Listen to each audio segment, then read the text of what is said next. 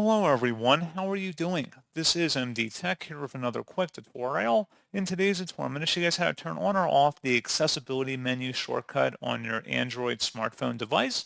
So this should hopefully be a pretty straightforward process here, guys. And without further ado, let's go ahead and jump right into it.